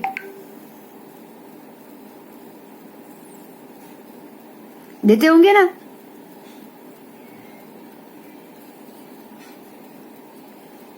इसीलिए कुंभकार जैसा कहा है कि कुंभकार मिट्टी के विविध प्रकार के घड़े बनाता है। कोई घड़ा वो मदिरा भरने के लिए भी बनाएगा, और कोई घड़ा वो पानी भरने के लिए भी बनाए, कोई घड़ा वो मक्खन या दूध भरने के लिए भी बनाए। ठीक है, तो गोत्र कर्म ऐसा ही है। गोत्र कर्म ऐसा ही है कि यह कर्म आत्मा को ऊंच नीच स्थान प्रदान करता है। यह कर्म आत्मा में रहे हुए अगुरु लघु गुण को ढकता है। मतलब अगुरु और लघु, आपको गुरु लघु बनना ही नहीं। आप बिल्कुल अगुरु लघु हो जाओ, ना गुरु रहो ना लघु रहो। तो ये कर्म के उदय से जीव को ऊंच नीच, उत्तम अधम आदि कुल की प्राप्ति होती है, और इस कर्म के क्षय से अगुरु लघु गुण की प्राप्ति होती है। उसके बाद है लास्ट वाला अंत। हाँ बोलो। એક પ્રશ્ન છે, આજે ગોત્ર કર્મનું આપણે એક્સપ્લેન કર્યું શરાબનું, તો આપણે કશેક બહારગામ જતા હોઈએ તો ઘણીવાર આપણને હોટલો ન મળે, તો જે નોનવેજ વાળી હોટલ એમાં ઉતારો લઈએ તો પછી એ જ વસ્તુ થઈને એ ગ્લાસમાં થાય જ. અને એટલે જ એટલે અમુક હોટલો વાળા, અમુક જગ્યા વાળા, અમુક રેસ્ટોરન્ટો વાળા એના કિચન એટલે તો જુદા રાખે છે. કિચન એ લોકો જુદા રાખે છે, કિચનનું સર્વિંગ જુદું રાખે છે. અને તમારે બને ને ત્યાં સુધી એક વસ્તુનું બહુ ખાસ ધ્યાન રાખવાનું, કોઈ પણ હોટલમાં જાઓ, હવે તો બિસ્લેરી અથવા બોટલ થઈ જ ગઈ છે, હવે તમારે બિસ્લેરી જ મંગાવવાની અને કોઈ એ લોકોના ગ્લાસમાં પાણી કાઢવાની જરૂર નથી. કારણ શું છે કે એ લોકોએ ડિપાર્ટમેન્ટ જુદા કરી દીધા, વાસણો એ લોકો જુદા રાખે, રસોડા જ જુદા રાખે છે, એટલે બનાવવાના વાસણો બી જુદા થઈ ગયા. હવે અમુક હોટલોને એ વસ્તુઓ ખબર પડી ગઈ છે, એટલે જ્યાં ઓપ્શન નથી ત્યાં. બાકી તમે એમને સામાન્ય જમવા તો તમારે જવાનું જ નહીં, નોનવેજ હોટલમાં જવાનું જ નહીં. અને બીજું શું કરે છે, હવે એ લોકો બી એક વસ્તુ કરે છે કે એ લોકોના બિયરના અને જે પણ દારૂના ગ્લાસ હોય છે ને, એ ગ્લાસ જ જુદા હોય છે. એ ગ્લાસ જ જુદા હોય. એટલે તમારે શું કરવાનું ખબર છે, આ બધા મોકટેલ ને કોકટેલ ને આવા બધા જે એ લોકોના ગ્લાસ છે ને, એવા પીણા કોઈ દિવસ નહીં મંગાવવાના. તમારે કાં તો તમે એમને કઈ પણ ઠંડુ મંગાવો, લીંબુ શરબત મંગાવો, લીંબુ પાણી મંગાવો, અથવા તો થમ્સઅપ કે કઈ મંગાવો, તો એ સીધી બોટલ જ મૂકી જાય. બરાબર. તમારે એના વાસણો તો જેટલા બને એટલા એવોઇડ કરવાના, જેટલા બને એટલા.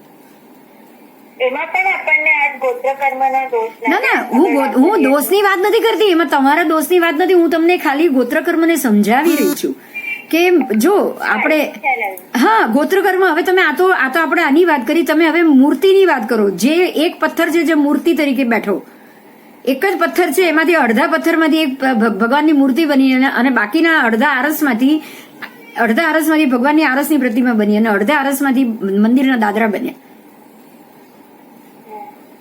સમજાયું હવે? હા, ફૂલમાં તો તોય ભાઈ ભગવાનના ચરણે ચડે એ બી કરમાવાનું તો છે જ. સવારે ની ચડ્યું એ પણ કરમાવાનું છે, નથી ચડ્યું એ પણ કરમાવાનું. પણ આરસ તો એવું છે નહીં કે આ સવારે હા એ ચડે પણ એ તો સાંજ સુધી તો કરમાવાનું છે ને, એનું આયુષ્ય તો વધારે નથી ને. આ તો એનાથી આમાં તો આયુષ્ય બી ઘણું બધું છે. આજે તમે વિચાર ખાલી કલ્પના કરો કે તીર્થંકર પરમાત્મા મહાવીર સ્વામી જન્મ્યા ત્યારથી છેક સુધી તીર્થંકર બન્યા. તીર્થંકરની 30 વર્ષ સુધી પરસદ્દા લાગી, બધું જ લાગ્યું. પણ ભગવાને પોતે જ ડિક્લેર કર્યું ને કે મારી માતા, મારો જન્મ નીચ કુળમાં થયો હતો પહેલા, પછી હું ક્ષત્રિય કુળમાં આવ્યો, અને એ પણ મારા કર્મના આધારે. કર્યું કે ના કર્યું? એટલે 30 વર્ષ સુધી સમજો. એક નહીં, આ સવારથી સાંજ નથી, સવારથી સાંજ નથી આ, એમ કહેવાનો અર્થ. આ માટીના ઘડાનું પણ એવું જ છે. માટીનું તમે ગ્લાસ હશે ને, પેલી કુલડી હશે ને, એ તમે આ સવાર એકવાર વાપરીને ફોડી કાઢશો એટલે કુલડીમાં દોષ નહીં લાગે. કુલડીમાં કોઈ દારૂ પીધો હશે તો એ ફૂટી જ જવાની છે, એમાં કોઈ તમને ચા નથી આપવાની. પણ જે માટલા છે, એના માટલામાં તો એને આજે આ ભર્યું, કાલે કઈ બીજું ભરશે. માટલા એ રોજ એકવાર ભરીને ફોડી નાખવાનું છે દુકાનવાળો. હા, અચ્છા, જે પેલા ગ્લાસમાં, એ કાચના ગ્લાસમાં તમે જે ઓલો પેલું કહેવાય ને કોકટેલ મંગાવો છો, અને એમાં જ કોઈને બીજાને દારૂ આપતો હશે, એ કઈ ફોડવાનો નથી વાપરીને. હા, એટલે બહુ સાચવીને વાપરવાનું તમારે. કોઈના બી આ તો હોટલ તો તમને આપણે માનીએ કે હોટલમાં તો આવું હોય, અરે કોઈના ઘરે જઈએ ને તો આ પ્રોબ્લેમ થાય છે. બોલો, કોઈના ઘરે તો તમને ખબર જ નહીં પડે. પડશે ખબર? નહીં પડે. અને એ લોકો તો નોર્મલ સાધારણ ગ્લાસમાં જ પીશે. એ લોકો કોઈ એના માટે કઈ સ્પેશિયલ અલગ ગ્લાસ જ લે. દરેક ઘરમાં દારૂની ઓલી પાર્ટી થતી હોય ત્યારે અલગ જ ગ્લાસમાં પીએ, એવું તો બનતું જ નથી. બને છે એવું? નથી બનતું. એટલે આ વસ્તુઓનું ખાસ ધ્યાન રાખવું. કારણ કે આપણે તો જેને કર્મની ચિંતા હશે ને એ ખાસ ધ્યાન રાખશે. બાકી બીજું તો એમ જ કહેશે કે ભાઈ ધોવાઈ ગયું ને, હવે એમાં શું મોટી વાત છે, એ લોકો એવું વિચારશે. સમજાયું? હા, આગળ જઈએ. અંતરાય કર્મ આ ઘાતી કર્મ છે. અંતરાય કર્મ એ ઘાતી કર્મ છે. હવે એમાંથી અંતરાય કર્મના 5 જે ભેદ કીધા, એમાંથી મુખ્ય ભેદ કયો આપણે સમજીએ. આ કર્મના સ્વભાવ ખજાનચી જેવો છે. ખજાનચી એટલે કોણ? તો કે રાજા એમ કહી દીધું કે ભાઈ ખજાનચીને કે ભાઈ મને આ જગ્યાએ આટલા રૂપિયા દાન કરવું છે, તું લાવ. અને ખજાનચી એવું કહી દીધું, ભલે ને કરોડો રૂપિયા તિજોરીમાં પડે, એને એમ કહી દીધું કે વર્ષના તમારે આનાથી વધારે તમે આ જગ્યાએ આપી શકો એમ નથી, કારણ કે આપણા ખજાનામાં એટલા પૈસા પડ્યા જ નથી. રાજા જઈને ખજાનો ચેક તો કરવાનો નથી, એ ગણમાં તો બેસવાનો નથી. બેસવાનું છે ના? રાજા ઉદાર છે પણ ખજાનચી ઉદાર નથી, તો તમને દાન મળશે ખરું? नहीं મળે ને?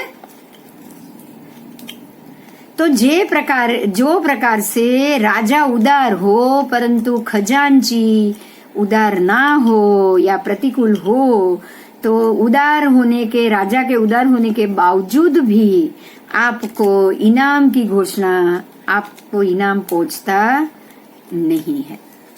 બરાબર? ઘોષણા બી કરી લીધી અને જાઓ અને દાન આપી દો, અને ખજાનચી ના પડી દે એટલા રૂપિયા જ નથી. બીજા કામ માટે ગઈકાલે જ રૂપિયા અપાઈ ગયા, વપરાઈ ગયા. પછી રાજા કહેશે ને કે ભાઈ રહેવા દે ભાઈ, અત્યારે તો રૂપિયા નથી એટલે અત્યારે તો ભૂલી જાય, પછી વાત. તમને એ ટાઈમે ઇનામ નહીં મળે. तो बिल्कुल इसी तरह अंतराय कर्म भी धनादि की प्राप्ति में अंतराय विघ्न पैदा करता है. એમાં તો ભગવાન વર્ષિદાન આપે ત્યારે પણ પેલા લોકો દેવો લઈ લે ને. હા, वो उसको तो अंतराय कहते हैं। हाँ, उसको ही तो अंतराय कहते हैं, अंतराय ही उसको कहते हैं। ठीक है, तो ये व्यक्ति इनाम प्राप्त नहीं कर पाता है। ठीक इसी तरह अंतराय कर्म भी धनादि की प्राप्ति में अंतराय पैदा करता है। ये अंतराय कर्म आत्मा के अनंत वीर्यादि गुण को रोकता है। आत्मा का जो अनंत वीर्य का जो गुण है उसको ये वीर्यांतराय रोकता है। इसमें से खास करके वीर्यांतराय और अष्टकर्म के क्षय के वक्त भी सबसे पहले वीर्यांतराय का वीर्य का फोरव करना पड़ता है। आत्मा के अंदर वीर्य मतलब एक ताकत लगानी पड़ती है और वो ताकत से मोहनीय कर्म को आत्मा के ऊपर से एक एक करके खाली करना पड़ता है। जब आठों कर्म के क्षय की बारी आएगी ना, तब की बात। इस प्रकार से इस कर्म से जीव को कृपणता, अलाभ, दरिद्रता, भोगोपभोग, पराधीनता, दुर्बलता आदि की प्राप्ति होती है तथा इस कर्म के क्षय से आत्मा में अनंत वीर्यादि गुण की प्राप्ति हो। अगर ये कर्म क्षय हो गया तो अनंत वीर्य प्रकट हो जाएगा। अब आओ आगे 8 कर्मों में ज्ञानावरण, दर्शनावरण, मोहनी और अंतराय, ये 4 घाती कर्म है और ज्ञानादि गुण का घात करते हैं, इसलिए उसको घाती कर्म कहा गया है। और वेदनीय, आयुष्य, नाम और गोत्र, ये 4 कर्म घाती कर्म है। ये आत्मा के गुणों का घात नहीं करते हैं। घाती कर्म का जिस भव में क्षय हो जाए उसी भव में अघाती का भी क्षय होता है, बराबर। और उनको क्षय करने के लिए पुरुषार्थ अलग से नहीं करना पड़ता। एक बार घाती कर्म को ही क्षय करने में पुरुषार्थ करना पड़ेगा, उसमें भी सबसे ज्यादा मोहनीय का कर्म क्षय करने में ही आपको सबसे ज्यादा मेहनत पड़ेगी।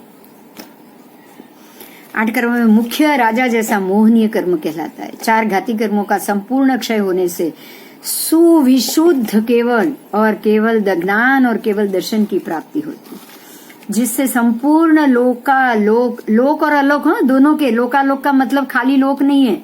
संपूर्ण लोक, संपूर्ण अलोक के समस्त भाव तथा पर्यायों को जीव देख भी सकता है और जान भी सकता है।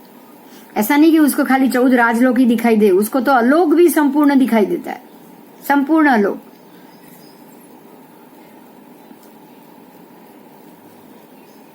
और उसके साथ सभी पर्यायों को, सभी भावों को, सभी बदलते समय को, सबको वो देख सकते हैं।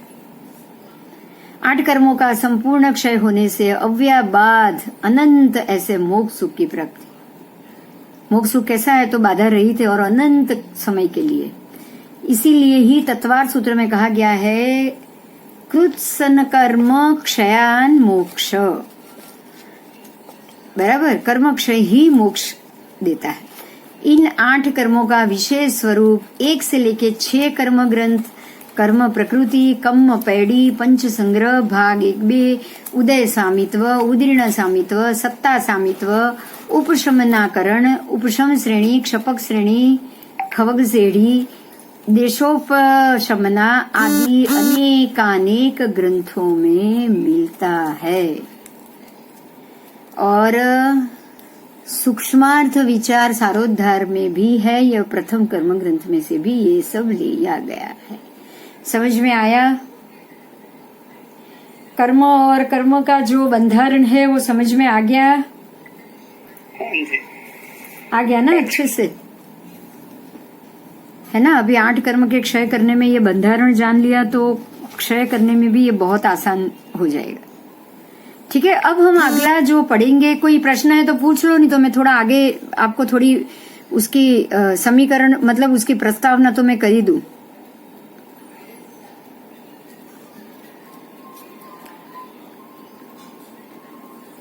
अभी हम 12 प्रकार के तप की ओर जाएंगे। ये 12 प्रकार के तप तो हम जानेंगे अगले क्लास में, लेकिन आपको एक चीज मैं समझाना चाहूंगी अभी आपको एक चीज इससे मैं समझाना चाहूंगी कि ये 12 प्रकार के जो तप है उसमें से 6 आपको बाह्य बताए गए हैं और 6 आपको अभ्यंतर बताए गए।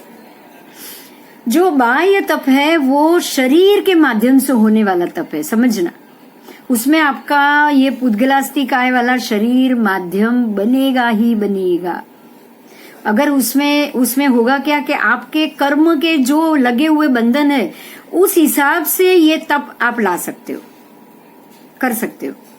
और जो अभ्यंतर तप है वो बिल्कुल आप अपने ज्ञान गुण, दर्शन गुण, आपकी बुद्धि, आपकी इच्छा, आपकी आत्मा की शक्ति, आपको उससे रिलेटेड करना है।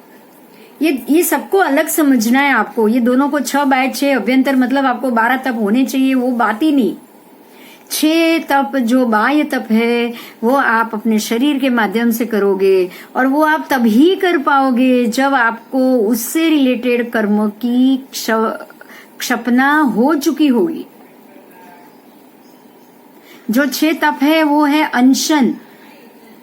अनशन का मतलब बिल्कुल अब 1 महीने तक अनशन, ज्यादा से ज्यादा 1 महीना, और जघन्य अनशन 2 दिन का होता है, छठ का होता है, और ज्यादा से ज्यादा 1 महीने का। 1 महीना अनशन हो गया और आपका प्राण त्याग नहीं हुए तो उनको दूसरे दिन 1 महीने के बाद वापस पारणा करना पड़ता है।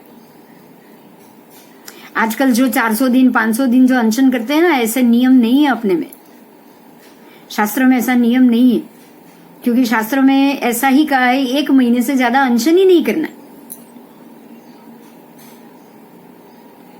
1 दिन भी आपको आहार लेना है, 1 टंक भी लेना है और फिर दूसरे दिन करना है। अनशन नहीं करना है। अनशन कि जब तक मैं जीऊं तब तक मैं कुछ नहीं खाऊं पीऊं, ऐसा अनशन नहीं करना। हाँ, એ લોકો જે અત્યારે વધારે તપ કરે છે, तप कर सकते हो आप, तप અનશન નથી કરતા ને? नहीं, वो अनशन नहीं है। जो तप है वो अनशन नहीं है। किसी ने ये सोच लिया मैं 6 महीने का तप करूं, मैं 180 दिन का तप करूं, वो तप, वो अनशन नहीं, તપ થાય. हाँ, वो तप है। लेकिन अगर आप ये सोचे संथारा कि अब मैं जब तक मरूंगा तब तक मैं आहार नहीं लूंगा, तो 300, 360, 370 दिन का भी अनशन होता है उसमें। वो अनशन नहीं करना,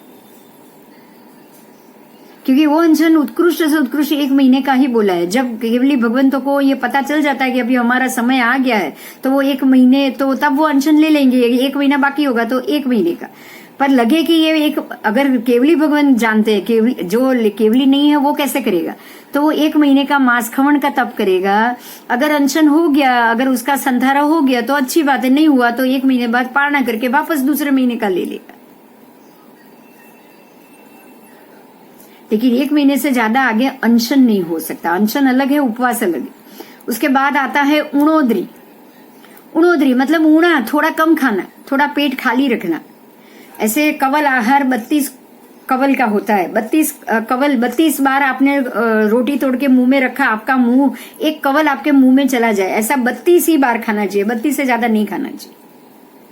आपने हाथ में जो खाना लिया है और पूरा मुंह में रख लिया, ऐसे 32 बार रख सकते हो। उसको 32 कवल आहार कहा जाता है। अब 32 में से आप 28 ही खाओ तो उसको उणोदरी कहा जाएगा।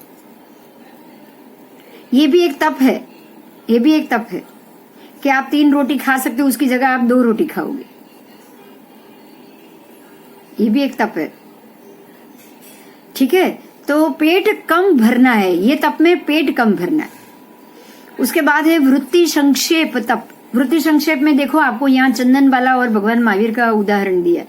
वृत्ति संक्षेप में क्या करना है, तो आपने कुछ चीजों को सोच के, आपने जो वृत्ति होती है ना, मेरी खाने की वृत्ति या मेरी खाने की इच्छा या मेरे खाने का तरीका, आज मांस खमन का पारणा करना है तो मैं वृत्ति संक्षेप कर लूं कि मैं सिर्फ पारणे में ये 2 ही चीज लूंगा, मैं तीसरी चीज नहीं लूंगा। या फिर अगर ऐसा मिला, अभिग्रह, जिसको अभिग्रह कहा जाता है वृत्ति संक्षेप को। अभिग्रह देखो, आपको पता है भगवान महावीर ने क्या अभिग्रह लिया था। तो उन्होंने ये अभिग्रह लिया था कि अगर कोई राजकुमारी हो, वो बंदी बनी हो और उसके बाल काट दिए गए हो, फिर अगर वो अड़द के गाय भैंस के खाने के धान, जो उड़द के बाकुले होते हो, उसका आहार कर रही हो, हाथ पैर में बेड़ी पड़ी हो और वो सुपड़े में ऐसे ही एक कोने में बाकुला लेकर अगर वो बैठी हो और वो रो रही हो, ये भी अभिग्रह में था, वो रो रही, क्योंकि ऐसी अवस्था में, वो दीन अवस्था में उनको चाहिए थी, उसकी अवस्था भी दीन होनी चाहिए। तो भगवान आए, अभिग्रह के मुताबिक सब जगह घूम रहे थे। 5 महीने और 25 दिन हो गए थे। उन्होंने किया तो मांस खमन ही था, लेकिन मांस खमन के पारने के बाद पारने के लिए निकले तो अभिग्रह 25 दिन ऊपर हो चुका है, लेकिन उनका अभिग्रह अभी तक पूरा नहीं हुआ। उन्होंने अभिग्रह भी इतना आकरा लिया हुआ था। तो ये अभिग्रह यहाँ पूरा होता उनको दिखाई दिया कि ये एक राजकुमारी है जो जिनके माथे पे मुंडन हो चुका है, उसको बांधा दिया गया है, बेड़ी लगी हुई है हाथ में पैर में, वो अड़द के बाकुले ही लेकर खड़ी है, सब चीज थी, खड़ी थी, सब चीज सही था, लेकिन वो हंस रही थी, खुश हो गई थी कि भगवान मेरे घर आए और मैं भगवान को अन्न दूं पहले, बाद में मैं अठम तप का पारण करूं। अठम तप भी भगवान का अभिग्रह में था। तो भगवान को यहाँ बाकी सब चीज मिली, लेकिन उनको एक चीज नहीं मिली जो था रुदन, लेकिन यहाँ तो ये लड़की हंस रही थी। तो भगवान रुक गए, पहुंचे वहां तक, बस आंखों में आंसू नहीं दिखे, भगवान मुड़ गए वापस कि अरे ये रो नहीं रही है, एक चीज कमी है, ये तो खुश है। और वो चंदनबाला इसलिए खुश हो गई थी कि भगवान मेरे तरफ आए, मेरी कुटिया में आए, मेरे घर में आए हैं, अब मेरे हाथ से अन्न भोरेंगे, भगवान भोरेंगे, वो ये सोच के खुश हो गई। और ये सोच के जब वो खुश हो गई तो भगवान ने उसकी, बाकी तो वो रो रही थी 3 दिन से, लेकिन भगवान को देखकर खुश हो गई। भगवान वापस जाने लगे, जैसे ही मुड़े, ये जोर से उसने रोने की आवाज उसकी आई, ये चंदनबाला जोर से रोई कि भगवान आप मेरे से भी नहीं लोगे, मैं इतनी कमभागी हूं कि आप मेरे से अन्न में आपको पारणा करा के मुझे पारणा करना था, आप मुझसे अन्न ही नहीं लोगे। वो जोर से रोई। जैसे ही उसके रोने की आवाज आई भगवान के अपने अभिग्रह में, ये वृत्ति संक्षेप है, उनको लगा कि हाँ ये पूरा हो रहा है, तब वो वापस आए और उन्होंने बाकुड़ा हो रहा। तो वृत्ति संक्षेप में आपको सारी वृत्तियों को, सारी चीजों को संक्षिप्त में करना पड़ता है, घटाना પડતા ભગવાન પાછા તો આવે જ નહીં ને, એટલે ગોચરી વોરવા આવ્યા હોય અને પછી પાછા નથી આવતા ને। ना आमा तो એવું બન્યું है, इसमें ऐसा हुआ है क्योंकि अब उनको पूर्णता मिली ना, पूर्णता ही नहीं मिल रही थी उनको, वो तो अपने अभिग्रह के हिसाब से जा रहे थे। एक बार गोचरी लेने के बाद नहीं लेंगे, आप थोड़ा उसको चेंज करो। ओके, गोचरी लेने के बाद नहीं जाएंगे दूसरी बार, गोचरी लेके दूसरी बार। अब अच्छा, यहाँ भगवान दूसरे घर तो गए ही नहीं, एक ही घर पे है, घर तो एक ही। हाँ, वो ऐसा भी है कि वो नियम है कि वो एक जगह जाएंगे गोचरी लेने के लिए, वहां मिल गई तो ठीक है, नहीं मिले तो वहीं से ही दूसरे दिन का उपवास चालू हो गया उनका। वो दूसरे घर में नहीं जाते। अगर एक घर में जाएंगे, मांस खमण का पारणा है, एक घर में गए और वहां जो मिला उन्होंने ले लिया। वो जीरण सेठ और पूरण सेठ की बात ऐसी ही है, जाना था उनको जीरण सेठ के घर, लेकिन पहुंच गए पूरण सेठ के घर पे, तो वहां से गोचरी लेकर चले गए, बस।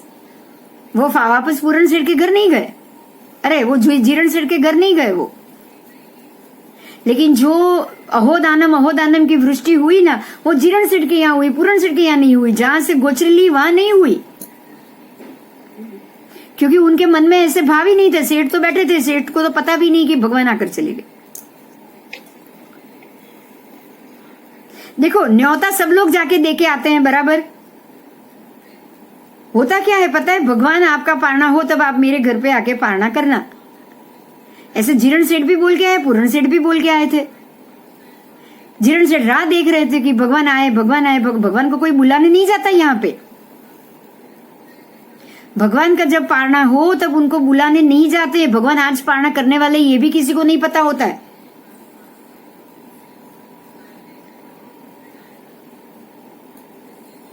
ऐसे ही महावीर प्रभु महाराज से 5 महीना 25 दिन का उपवास कोई करेगा क्या सोच के? ये तो सोचो, 5 महीने की मासी कौन करता है? कोई करता है? हाँ या ना? तो 5 महीना नो, 5 महीना और 25 दिवस ऐसा कोई उपवास का करेगा कोई? या 4 मासी करेगा या 6 महीने का करेगा? अभिग्रह में तो એવું જ આવે ને। अभिग्रह में 5 महीना और 25 दिन नहीं आता है। अभिग्रह में तो जब से वो जिस दिन से पारणा करना है उस दिन से भगवान घूम रहे। अच्छा, हो सकता है 1 महीने के पारणे से ही वो घूम रहे हो 4 महीने तक से। बरोबर। अभिग्रह में ऐसा नहीं आता है। अभिग्रह में कि 1 महीने का पारणा करने का उनका मांस खमन का नियम था, उन्होंने मांस खमन किया होगा और पारणे के दिन से निकले तब से 5 महीने और 25 मतलब बाकी के 4 महीने और 25 दिन तक तो वो घूमते ही रहे, पारणा के लिए घूमते रहे।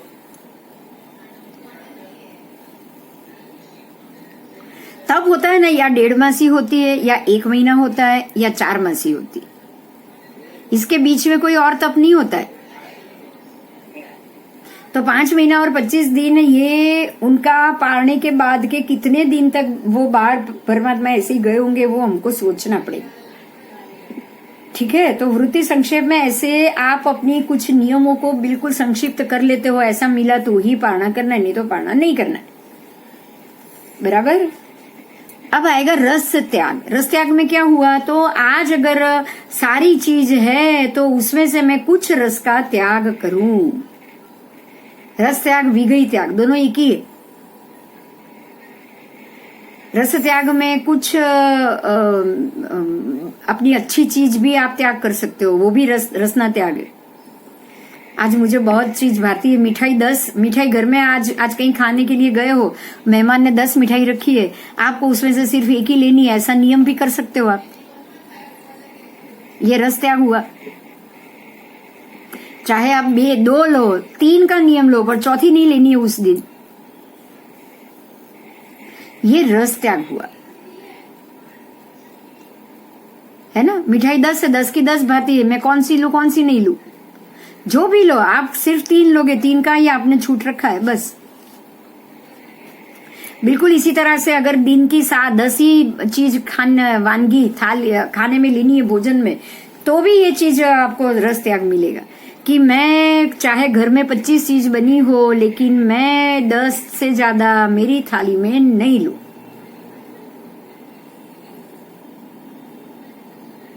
ठीक है, तो ये हुआ रस त्याग। उसके बाद काय कलेश, वो भी शरीर को है, जैसे लोच करना, जैसे सामायिक प्रतिगमन करना, ये काय कलेश हो। काय कलेश संलीनया बज्जो तवो होई, जो हम बोलते हैं वो है ना। हम बोलते हैं ना मन दुकड़म वय दुकड़म काय दुकड़म, जो बोलते हैं ना। तो काय कलेश प्रतिगमन करना, फिर जो देव वंदन करना, ये सब चीज है। आप फिर 150 खमा समण देते हो, तो ये सारी चीज है जिसको आप काय क्लेश कहते हो। व्यावच करना, अपने काया को कष्ट देना, अपनी काया को कष्ट देना, लोच करना, ये सारा काय क्लेश। और लास्ट में है संलीनता। संलीनता मतलब अपने सारे अंगोपांग को संकोच के रखना। कैसे बैठना, कैसे ऐसे उद्भट कपड़े पहन के, आधे कपड़े पहन के लोगों को बताने के लिए ना निकलना, उसकी जगह अपने सारे अंगोपांग को संकुचित करके रखना। सो तब वो कुकड़े की तरह सोना। कुकड़ा कैसे सोता है, बिल्कुल कुकड़े की भांति सोना, अपने सारे अंगोपांग ऐसे संकोच करके सोना, उसको संलीनता कहा गया। तो ये 6 के 6 तप है, वो बाह्य रूप के है, शरीर से ही हो सकता है। आपकी जैसी शरीर की, अब संलीनता जब पद्मासन में बैठो या शवासन में बैठो, सामायिक की अवस्था में बैठो, लंबे समय तक सामायिक में बैठो, तो वो संलीनता हुआ ही हुआ। जो दीक्षा ले लेते हैं वो तो हमेशा सामायिक में, वो तो संलीनता में ही है। आप सामायिक में हो तो आप संलीनता में आ गए हो। ठीक है, तो 6 प्रकार के तप को आपको, बाह्य तप को आपको ऐसे समझना। अब अभ्यंतर तप हम अगली क्लास में करें। 8:30 हो चुके। ठीक है। हाँ हाँ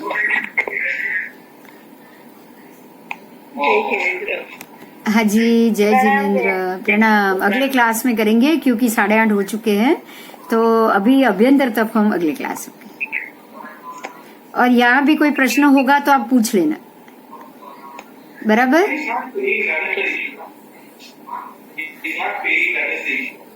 जय जिनेन्द्र।